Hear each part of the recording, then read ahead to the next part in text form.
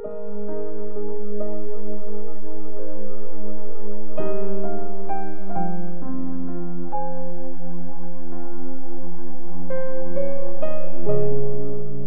chapter 50. Ito ang sabi ni Lord. Nasaan yung divorce papers ng nanay niyo na ginamit ko para palayasin siya? Sino sa mga pinagkakautangan ko ang pinagbentahan ko sa inyo? Tingnan niyo, binenta kayo dahil sa mga kasalanan niyo at dahil sa mga atraso niyo. Pinalayas ang nanay niyo. Bakit walang tao nung dumating ako at walang sumagot nung tumawag ako? Maigsi ba ang kamay ko at di nito kayang magligtas? Wala ba akong kapangyarihan para gawin yun? Tingnan nyo, sa salita ko lang natutuyo ang dagat at nagagawa kong desert ang mga ilog. Nauuhaw ang mga isda dito dahil walang tubig, namamatay at nabubulok sila. Pinabalot ko ng dilim ang langit at tinadamitan ko ng pangluksa. Pagpapahiya at pagpapawalang sala sa servant ni Lord. Binigyan ako ni Lord God ng dila gaya ng sa isang tagasunod para malaman ko kung paano tulungan ang napapagod. Tuwing umaga, ginigising niya ako. Ginigising niya ang tenga ko para makinig gaya ng isang tagasunod. Binuksan ni Lord God ang tenga ko at di ako nagrebelde. Di ko siya tinalikuran. Hinayaan kong hampasin ako sa likod ng mga nananakit at punutin nila ang mga balbas ko. Di ko iniwas ang mukha ko nung insulto at tinuraan nila ako. Dahil tinutulungan ako ni Lord God, hindi ako napahiya, kaya naging matibay ako. At alam kong di ako mapapahiya. Ang nagsasabing wala akong kasalanan, nandito lang. Sinong may kaso laban sa akin? Sige, magharap tayo. Sino ang kalaban ko? Sige, lumapit siya sa akin. Tingnan nyo, tinutulungan ako ni Lord God. Sino magsasabing guilty ako? Makikita nyo, lahat sila. Masisira gaya ng damit. Uubusin sila ng insekto. Sino sa inyong may takot kay Lord at sinusunod ang kanyang servant? Sinong lumalakad sa dilim at walang liwanag, pero nagtitiwala sa pangalan ni Lord at umaasa sa Diyos? Tingnan nyo, kayong lahat na nagsindi ng apoy at may hawak ng mga torch na nagliliyab.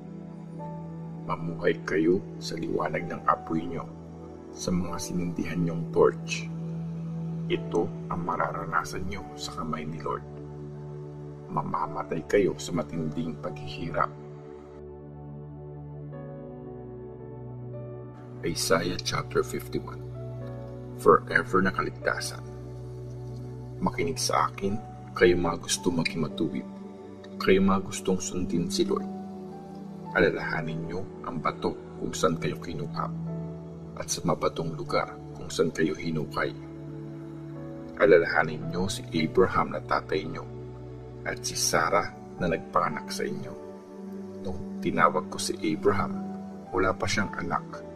Blines ko siya at binigyan ng marami. Iko-comfort ni Lord ang Jerusalem. Iko-comfort niya lahat ng mga wasak nitong lugar. At gagawin niyang parang Eden ang mga desert nito. Parang garden ni Lord. Magkakaroon dito ng saya at tuwa, ng pasasalamat at kantahan. Makinig kayo sa akin, bayan ko. Pakinggan niyo ako, aking bansa, dahil may ibibigay akong utos at magiging ilaw ang katarungan ko sa mga tao. Agad na darating ang pagliligtas ko. Malapit na ito. Paparating na ang tagumpay ko. Ako ang maghahari sa mga bansa. Naghihintay sa akin ang malalayong lugar at umaasa sila sa aking kapangyarihan. Tumingin kayo sa langit at tumingin din kayo sa lupa. Mawawala ang langit gaya ng usok. Masisira ang lupa kaya ng damit, at ang mga nakatira dito mamamatay na para mga langaw. Pero ang pagliligtas ko ay walang hanggan. Ang pagpapalaya ko ay walang katapusan. Makinig sa akin, kayong mga matuwid, mga taong sinasapuso ang kautusan ko. Huwag kayong matakot sa masamang sinasabi ng mga tao, at huwag niyong dibdibin ang kanilang mga insulto. Dahil uubusin sila ng insekto, parang damit, at kakainin sila ng uod, parang telang wool. Pero ang pagliligtas ko ay walang hanggan. Ang pagpapalaya ko ay para sa lahat ng generations. Gising, gumising ka. Ipakita ang lakas o kamay ni Lord. Gumising ka gaya ng dati, nung unang panahon. Di ba? Ikaw ang nagpira-piraso sa monster na si Rahab. Ikaw ang pumatay sa halimaw sa dagat. Di ba? Ikaw ang nagpatuyo ng dagat sa tubig ng malaking karagatan. Ginawa mong daanan ang ilalim ng dagat para makatawid ang mga niligtas mo. Ang mga tinubos ni Lord ay babalik at darating sa Jerusalem ng kumakanta. Walang hanggang saya ang makikita sa kanilang mga mukha. Magkakaroon sila ng saya at tuwa. Mawawala ang lungkot at dusa. Ako ang nagko-comfort sa iyo. Bakit ka matatakot sa isang taong mamamatay lang din? Isang anak ng taong malalanta gaya ng damo.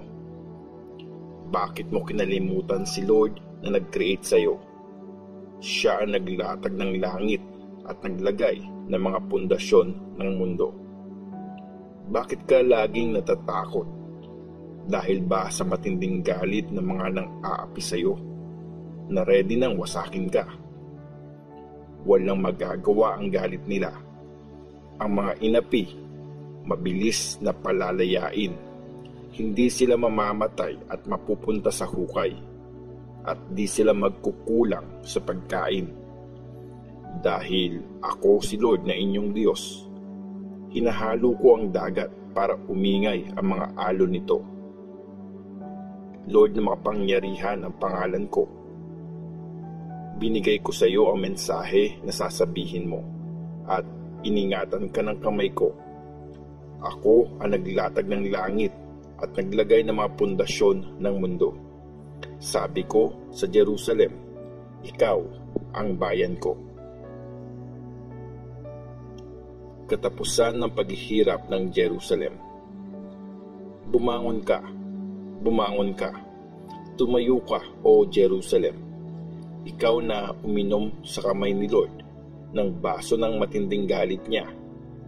Ininom mo ito hanggang sa huling patak, kaya pasuray-suray ang lakad mo. Walang aalalay sa iyo sa lahat ng mga anak mo. Walang hahawak sa kamay mo sa lahat ng mga anak na pinalaki mo. Dalawang bagay ang sinapit mo. Sinong karamay mo? Pagwasak at pagguho, tagutom at gera, at wala ni isang nag-comfort sa iyo.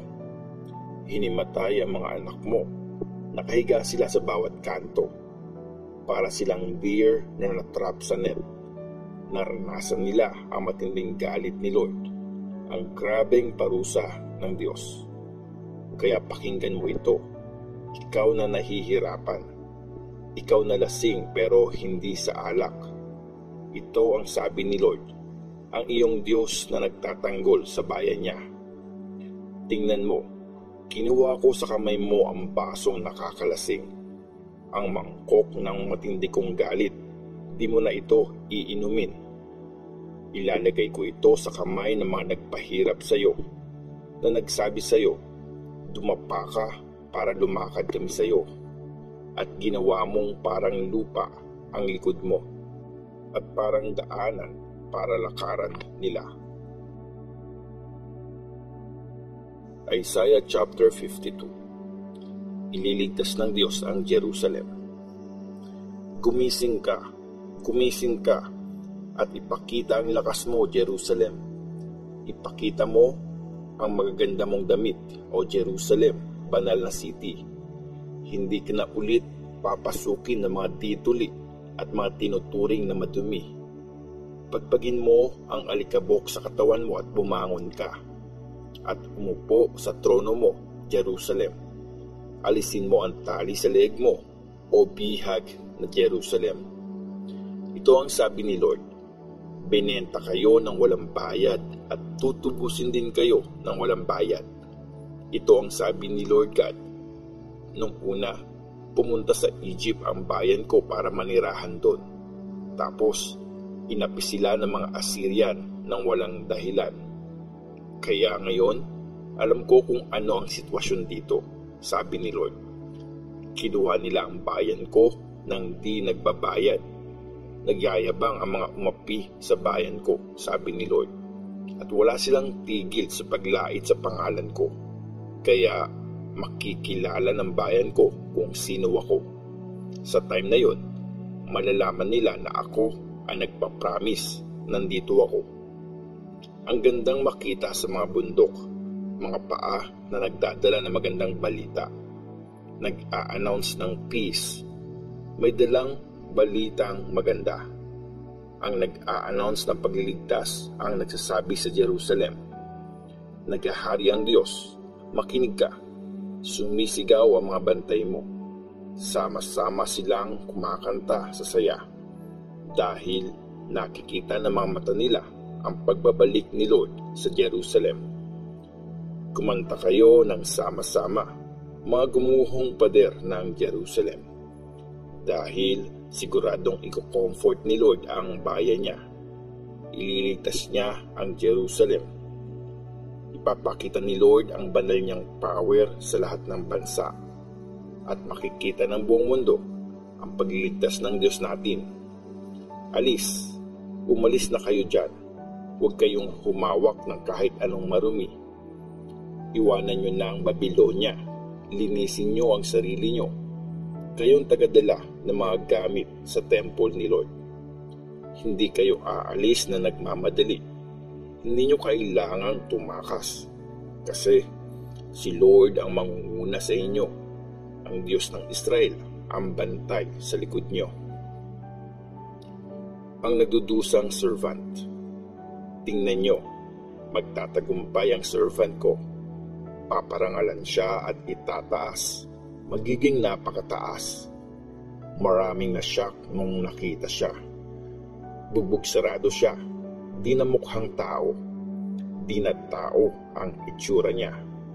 At maraming bansa ang di makakapaniwala. Walang masasabi ang mga hari dahil sa kanya. Makikita nila ang mga bagay na hindi pa nasasabi sa kanila at maiintindihan nila ang mga bagay na di pa nila naririnig.